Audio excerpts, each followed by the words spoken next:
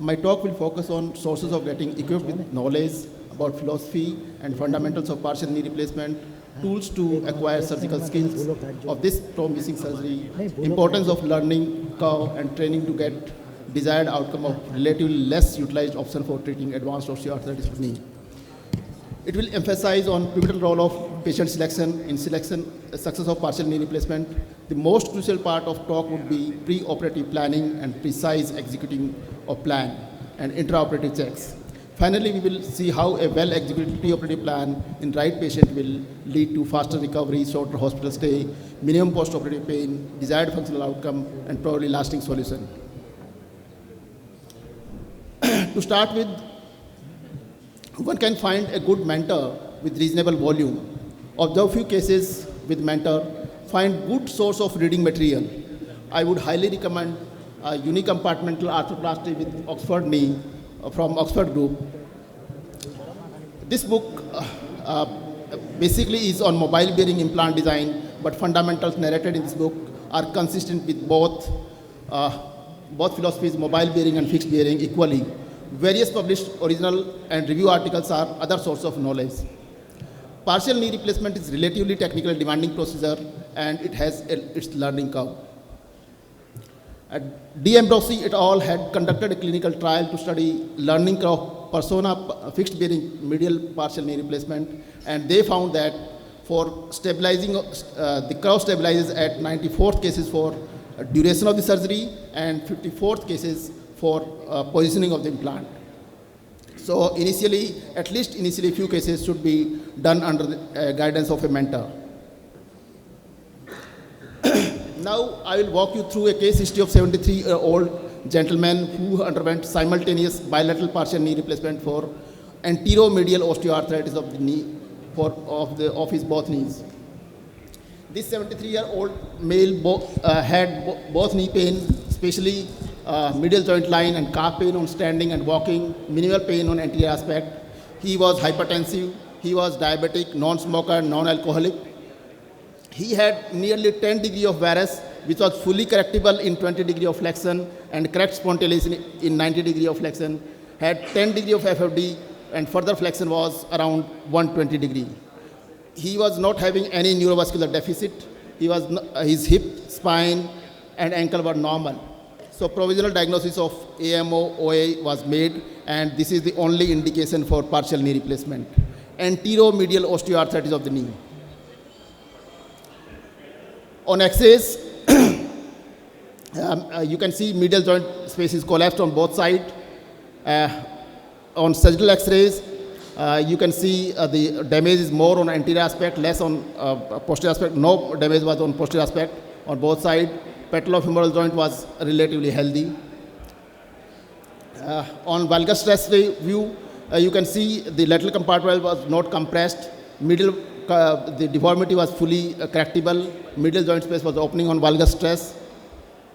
You can measure also a space on both sides, lateral and medial. This was equal on both sides. On long-standing X-ray, HK was 173 degree, that means 7 degree of varus on right side and 8 degree of varus on left side. So this is a perfect case for partial knee replacement of medial side. So how to plan it? So for planning, full length X-ray is essential. Lateral view in 90 degree flexion and target restoration of pre-arthritic alignment and biomechanics of knee. Restore pre of arithmetic HK. Don't correct it. No correction of any deformity. Step 1, measure hip knee axis. In this case, it was 73 degrees. That means 7 degree of varus on right side. We will plan on right side only. Step 2, draw and measure mechanical lateral distal femoral angle. That was 89 degree in this case. GLCA, joint line convergence angle, that was 5 degree. That was contributing to varus. And MPTA, medial proximal tibial angle, was 87 degree. Based on this information, we calculate total deformity and compare it with measured HK, which was again comparable to what we have measured directly. That was 7 degree. The next step is Calculate AHK, arithmetic HK. Arithmetic HK is medial proximal tibial angle minus mechanical lateral distal femoral angle. In this case, it was minus 2 degree. That means 2 degree of variance. Step 5, set targets. JLC needs full correction. That is JLCA basically because of articular cartilage damage.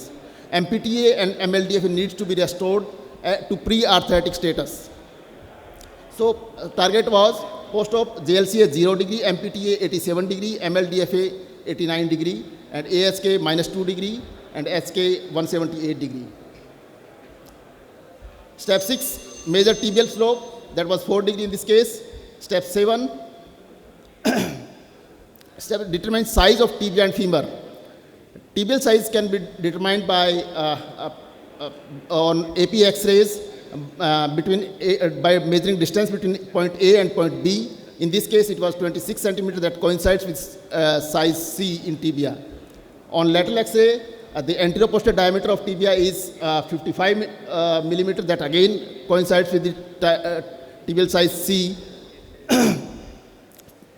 Regarding femur, we can draw a circle on the posterior condyle of femur and can measure the radius of circle. This radius was measured as 22 millimeter, and it was coming to coincides with size medium size of a femur. Now, next is planned tibial cut in frontal plane. So, as we know, the tibial jig is the vertical rod and horizontal capture guide. They are perpendicular to each other.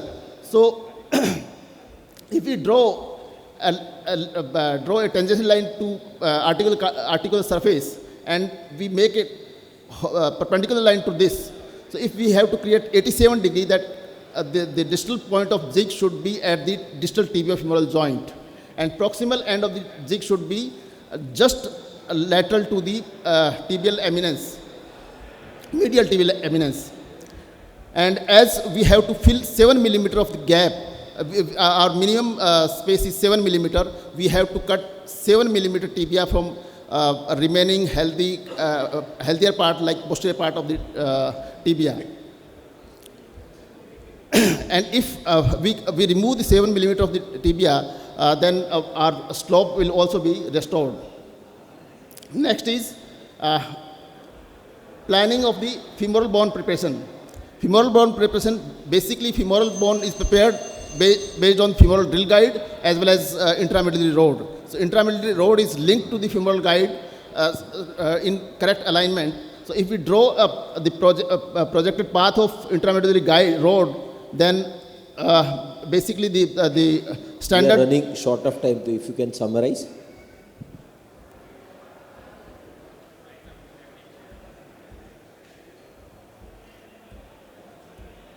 So if you have planned well and executed your planning well, then you can expect wonderful outcomes radiologically as well as functionally. Thank you very much. Get ready, select right, plan well, execute effectively, and expect wonderful outcomes. Thank you.